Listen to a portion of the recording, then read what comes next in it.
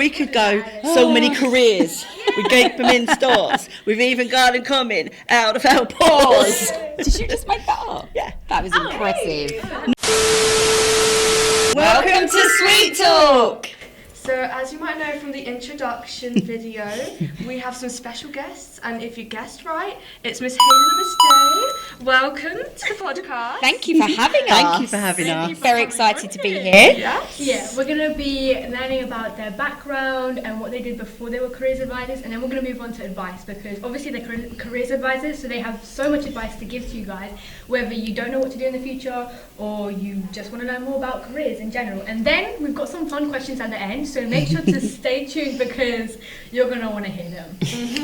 So let's start off with the first question, and the first question is, if you had to describe your job as careers advisors in 3 words, what would they be? I would definitely say fun. We love what we do. I would say inspiring. We hope that we're inspiring. Yes. And I'm going to hyphenate 2 words, full on. Full on, okay, full on. Yeah, I would pretty much say fun, definitely. We have fun together. We have fun with our students. We have fun with our colleagues. Rewarding. So rewarding what we do. Definitely. And my final one would be hectic, because Yes. it's fast paced, busy. You know what it's like when you come to our office. It's hard to book you There's guys. We love it. We love it. Wouldn't So, change yeah, it. Absolutely. So can you tell us about your career journey and what paths led you to be a career advisors? Okay, shall I go You first? go first. So, not that long ago, obviously, I did A-levels in politics, geography and English literature. I thought I wanted to be a lawyer at that stage, but I couldn't do law at my school. Lucky we can at Langley Girls. So that's why I chose politics, and I absolutely fell in love with politics as an A-level. My teacher was amazing. So I decided that that's what I was going to study at uni. So I went to Loughborough University, studied politics and social policy. While I was there, I worked for my local MP. That was brilliant, but it made me realise I didn't want to be a politician at the age of 21. So every summer I would work for a temporary agency. So I'd work in offices, I'd work on reception, I'd do marketing, bit of admin. But I actually worked in a recruitment office looking after candidates at the time, looking for jobs. And I loved it. So I went back, did my final year at uni and decided that actually I was going to go into recruitment. Did that for 20 years. Loved it, made lots of friends, lots of contacts, all of which we call on now for work experience, and they come to the careers fair and wouldn't have changed it. But then I was asked to volunteer for a local school to do some mock interviews. And I'm so glad that happened, because it made me realise that actually there was more to the rat race, like more than just the rat race, more than just making like lots of money and the stress. So I decided that actually I'd quite like to train as a careers advisor. And the rest is history. Here I am. It was my 5-year anniversary at Langley Park School for Girls the other day. And that's So, how yeah. we joined Langley, right? Yeah, we did actually, yeah. Oh, wow. So you. full circle. Yeah, here we go. Oh, that's Oh, nice. yeah, I heard that you were a flight attendant. Yes, I found out the Was other she? day. I didn't know that. What? I didn't know you were that. Now you're going to hear about it. Let's hear about it. Okay, so I was a Langley girl, stayed here, did my A-levels, I done media, I done travel and tourism, and I did drama.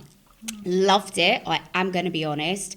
I loved being here, I loved the environment, but I knew I wanted to get out and work. Like, when we used to have all these talks about going to university, because at that time when I was at school, it was pretty much university or going to work, wasn't it? I knew I needed to just get out there, get a job. So I left here. I did a bit of temp work. I remember working in Islington, working for the NHS Direct, sitting in an office. One day, my friend texted me saying, should we go to Ibiza? And I was like, yeah, why not? So we booked our EasyJet flights to Ibiza, went with my 6 friends from Langley, had our holiday, flew back, gone back to my office in Islington, sat there, had an email from them, how was your flight? And at the bottom, there was an advert saying we are recruiting. And I thought, I could do that job. Like, this is a bit of me. So I was 18, applied, went for the interview. It was an all-day interview process, and they called me the next day. Went, and I was there for 16 years and absolutely loved it. So I started as cabin crew, worked my way up through the training. Then I used to train the cabin crew and then train cabin managers. Then I had my little boy, become a mummy. So I thought, I can't be at 38,000 feet every day. And we were talking about this today, actually, because when this job came up, Mrs Hayden had popped it onto like social media. I love a bit of social media. Social media, putting it out there. And 5 of my friends, actually not Langley friends, different friends from outside of school, screenshotted it and sent it to me and said, "This sounds like you." And I was like, what are they looking for? Like, First what line is this? read, "Must love leopard print." And here I am. Yeah, that's absolutely amazing. Yeah. Like, I never knew this about you guys, and I've known you for like, I don't know. I met you in my year 10 careers meeting, and you when you joined recently, which is so cool. Yeah. That's us. Do you wanna do a question? Oh, me? Yeah. What did you want to be when you were young, at our age, but you kind of... Well, it changed Yeah. because I did want to be Maggie Thatcher.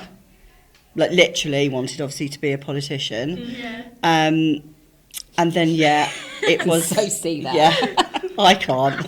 I think we leave politics out of this today, But no, I did, as I say, want to be a lawyer when I was in year 9. I remember doing my careers project at school, and the scales of justice were my front page. I remember it. I wanted to be a lawyer, then I wanted to be a politician, and now I'm a careers advisor. And do you know what? At the moment, we're having our interviews with year 11, and it's actually taking me back to being there and thinking, and I'll be so honest, I had no idea. I had, even when I left, and now I felt so worried about that, but actually I can accept that it's okay to feel that way. It's okay to not know, and that's why we've got jobs and we like helping people come up with I love ideas. that. Yeah, and you've helped us so much. Thank you, we love it. I'm doing sociology now as an A-level because you guys have helped me decide what I needed to pick right with my other subjects. Aww, So that. now I'm actually loving sociology. I didn't know I would love it, so... Well, a big shout out to Yes, sociology. some of the rest of the school. Year Absolutely. 11, every single student that is studying sociology in their year 11 meetings are saying it's their favourite subject. So, well done, sociology gang. There you go. We're missing out. Why didn't you choose it? I chose psychology, which is kind of similar. Yeah, it's kind of... What is the most common mistake students make when thinking about their future? I would say maybe sticking their head in the sand. And what I mean by that is not thinking about it or not taking it seriously. I think that the students at this school are brilliant for not being like that. And I think that us, doing the things that we do and letting careers be quite visual in the school has probably helped that. But I would say that across the board, when I look at other schools as well, is maybe that they don't think about things early enough and plan and utilise the help that they can be offered to make those plans. Yeah, I would agree. And I'd actually say our session that we did yesterday in the lecture theatre with the year 13s, that was really a moment to watch the year 13s say to the year 12 students, I wish I had done that then, so that now I didn't have to kind of, listen, we all have individual kind of routes and journeys and squiggles, as Miss says, to get to where we want to get to. But some of those individuals that were there, hands up, said, I avoided it because I wish I had gone and seen that teacher earlier, gone and had a careers meeting before, rather than burying it, kind of worrying about it. Ask for help picking your A-level options because Oh, now, in some cases, those people can't move on to do what they want to do at university because they haven't done the A-level that is required for that course, for example. Right. Yeah. But, Amazing. Yeah, I found the careers event yesterday super insightful. Oh, It was so brilliant. good, wasn't it? Yeah, We it was really great. enjoyed And I it. had a lot of good feedback. Like a lot of people saying that they loved it. Oh, Yeah. love that. Good. But yeah, what's your best piece of advice for students who have no idea what they want to do, in the future? Do you know what? I thought about this, and it's just facing it. It's having a conversation, it's talking, because actually you think you're the only one not feeling that way when it's so normal. I just said all those years ago, I felt like that. I didn't know what I want to do. And actually, not everybody in my class did know what we wanted to do. And that's okay. So I think talking, not hiding away from it. And another thing I thought about is work experience. If you don't know what you want to do, go and do all the work experiences. You know, we've had people say, oh, but I don't know if I want to do that. Well, go and try it and see if you like it. And then you can rule it out completely. Or go and do it and you'll love it and want more, or you'll meet someone. It's just kind of like exploring, putting yourself out there, I think. Yeah, so do you think it's better to focus on passion or practicality when choosing a career? I want to say a bit of both. Yeah. But you've got to love what you do because you're going to spend a long time doing it. And that doesn't mean, I'm not saying you get one job and you stay there for that length of time, because sometimes we move on. But every job, like I can talk from my personal experience, I loved being cabin crew, but I just as much love what I do now. And, you know, you get that motivation to go every morning and, you know, it's like you get that push to just want to be here and you enjoy what you do. So I would think saying you have to have the passion in it because you're going to be doing it for a long time is what I would say. Yeah, you're at work for so much of your life, so you've got to enjoy it. I know that, like, on a Sunday I might go and watch my son play football, and the conversation between the mums will always get to, it's Sunday, I've got to go back, I've got to cook the dinner, then I've got to get the school uniforms ready, and then it's work tomorrow. Right? I'm like, yep, I'm ready for work. Like, I love what I do. I'm ready for work. So we do, though, don't we? The Sunday night message. We've got to do this in the morning. This is the first thing we need to run to that form, see that student, you know. And it is kind of what drives you, isn't it? Definitely. It is. Yeah, I will definitely try to find a job. A lot of people say they want to do it for the money. I'm trying to find my passion. For the money. Yeah, I want to be rich. I want to be rich. I want to be. You can change though. Like I said, you know, my job before was a lot more lucrative financially than what I do now. Yeah, mine too. And I did love it. I loved my clients. I loved the people I worked with. But this job is another level of like rewarding and just loving what I do. Oh, and you don't get that. That comes with age, I think, as well, doesn't it? All right. Charming. It does. And age, no. Just a little joke. No, I get it. It comes with age, but it also comes with like people's circumstances. Your life's change. You kind of grow. Your situations change, and you kind of go with that. So I think that's important to remember too. Yeah. So with employers, what skills do young people lack, and how can they build on them when trying to find a job or a career? I think what I would say is just from working here and noticing, you know, a student will come in and they say, Miss, I've sent an email and I've had no reply, or I went in to speak and the person wasn't there. And I say, just pick up the phone and give them a call. And they look at me like I've just asked them to do something. Like for us, we pick up a phone and call someone and speak into them and kind of go, why don't you want to pick up the phone? And they're like, we don't phone anyone. I never ring anyone. I feel really... And that's because technology, we send voice notes now. You can send a text. But we always had to call. So I think when I grew up, calling somebody, you'd call somebody's house phone, wouldn't you? Or, to make a reservation for a booking for a restaurant, you would call them. Or now you just do all of this over the phone. So I think it's actually a real nice skill to be able to pick up the phone, make that phone call, and hold yourself in a conversation when not seeing the person. So I think that is a skill that probably is lacking to communication. And it's a soft skill. So like hard skills, if you go for an interview or you're called for an interview, the employer's already seen your CV or your application. So they know what grade you've got, if you've got the degree they need you to have, or experience that you've got.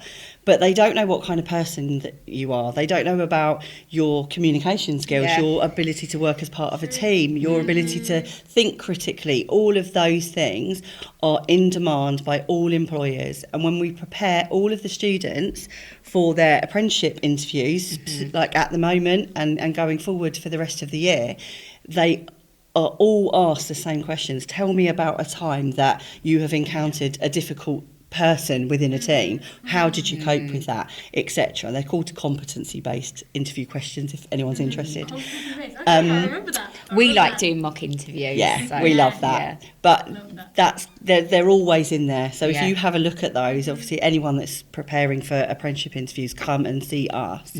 But that is something that is definitely in demand by the employers. Perfect. Well, now we're going to move on to the fun questions. Goodness. I thought these were fun.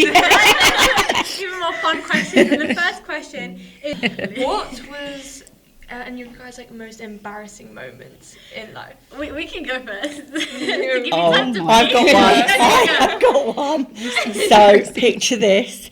I was at primary school. It was summer. Do you remember those like checkered like pinafore dresses that you wear, the summer Yeah. dresses? And I was sitting on a wall at the end of school waiting for my mum to pick me up. I was probably about 9 and I thought I was pretty cool. I'd been talking to a boy, he'd gone off, and then I saw my mum. So I went to jump, it was quite a high wall, went to jump off the wall. As I jumped off the wall, my skirt had gone over the post of the gate. I was left hanging on the gate, but with my skirts. Yeah, I will never forget. Well, you see how quickly that came to mind. I'll never forget it. So there you go. I was just trying to think then. Mine's not that embarrassing, but I did. So when I was here in sixth form, I got a part-time job in Marks and Spencer's in West Wickham High Street, and I was on the till, God, I'm cringing, and this man came in and he was rushing about and he was trying to get sorted. He was obviously in a rush, and he said to me, "Excuse me, could you tell me where the caviar is?" And I was like, "Yeah, it's right there," pointing over to the wine section carver. So I had got and he was going, where? And everyone was looking at me. I was like, "It's right in front of you," as if like I was the one that was. And he was like, "No, not carver, caviar." Right, noted. No, we don't sell that here. Right. So yeah, that was pretty embarrassing. Another one that I've just thought of, and it's quite recently, is I was dropping my daughter at school, and somebody that goes to her school, her dad is Rob Beckett, the comedian. And it was early in the morning, I was dropping her off. I wave and smile to everyone because I chat to people. I thought he was probably one of the dad friends, went, hi. And he's kind of looked at me going, right, like that, thinking I'm some super fan. But really, I just didn't realise it was him. Until about 5 minutes later, you know, when you suddenly have like that penny drop. It's like, oh no. Yeah, that was pretty embarrassing. Yeah, I'm a very clumsy person myself. I'm like falling down the SL5 stairs Oh, and no. stuff like that. So I've got loads of embarrassing moments, but one of them that I can think of now is a primary school kind of like experience.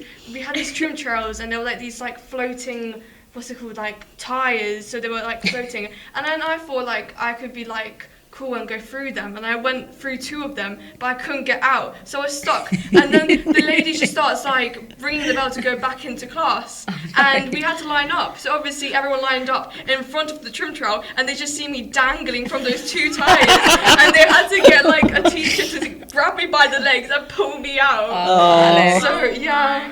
Well, in science, a few years ago, basically, in the science labs, at the edge of like all the tables, there's like a table by itself, and that can move, you know. And I like to play around with my pen. I'm always just like fidgeting, and I dropped it, and I went to go reach it, and then the whole table and my chair came down with me on the floor, and everyone was just looking at me, and it was just And I have so many more embarrassing moments, but the good thing is I don't actually remember them. That's a good thing. If you could be a biscuit, what would you be and why? Okay, so I would class myself as the biscuit queen because I do love a biscuit. What biscuit would I be? I would say a party ring. Oh! Yeah. I love a I second party. Let's party. They're just like a nice, especially the little multi-pack bag. Just gives you, you know, a little hit of sugar. Bit of the icing, Yeah. bit of the biscuit, Oh yeah, I love a that. little bit. I would be Jummy Dodger because I wear my heart on my sleeve and I Oh. show my love easily. I love That's to nice. show it easily. What would you be? I'd be. Let me think about it. A milk chocolate digestive. Ooh. Only because I have history of eating them in my maths class. Sorry, Miss Subo, if you're watching this. I apologise. I've been snacking on digestives throughout the whole of year 11. So What, yeah. you stole her? No, I didn't steal them. No, don't you worry. No, I was just been like secretly eating them in her class. So yeah. I kind of just outed myself there, but yeah, because I also love biscuits. I call I myself do. a biscuit queen as well. So, There we go. Yeah. I'm I really feel a bit not- on edge for you for this because you're not a biscuit Not kind really of. a biscuit girl. No, I eat the biscuits. I think that if I had to be a biscuit, I would always choose chips and dips if I could. You'd be a But savoury I biscuit. think maybe, maybe with a bit of blue cheese actually. But I also don't know if you'd remember. They're called gold bars. So when I was at school, I used to have one in my lunchbox.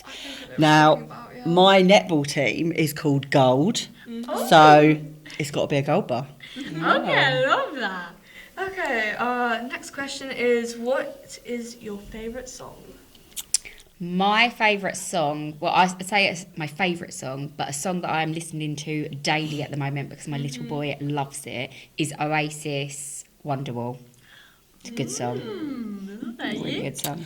I love that. Well, being of a certain age, I do quite love the Spice Girls. Brings back memories of their concerts, and especially when Jerry Halliwell came in. That was brilliant, meeting her.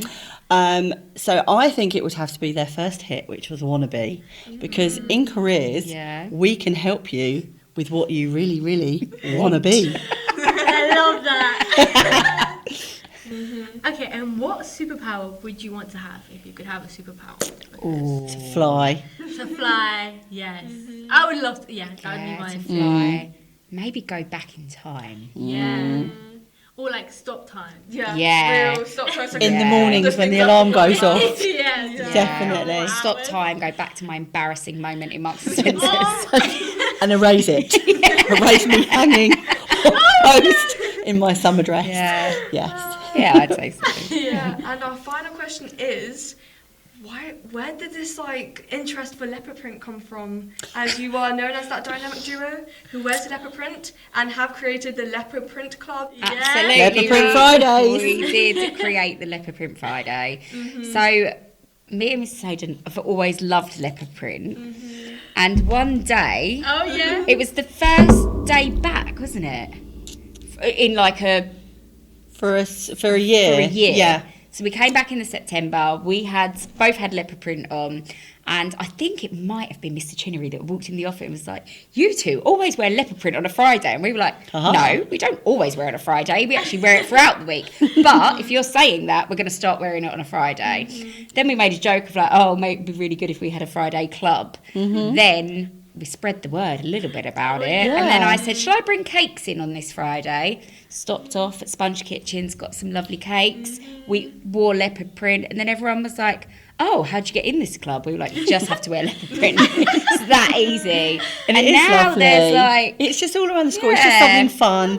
Any member of staff, more the merrier. We want people just to wear a little bit of leopard And print. you've got your badges. Yeah, we've got our badges are over there, little badge. little badge. Cool. That comes to the end of our episode, our first ever episode. Yes. And if you would like to see Miss Hayden and Miss Day, you have to go over to what room exactly? Next to M009 Yeah. is where we are. Just give us a knock. Come and see us. We're always happy to help. Yeah, Absolutely. They don't always have their door open, you just have to knock, but Exactly that. they'll come. And give us They'll 2 come seconds greet to you. answer it. Sometimes we get there and they've gone. Yeah. Well, thank you. And thank you thank guys. you. Thank you. And well for having done. us. Well Brilliant. done. All we've got to say is Bye.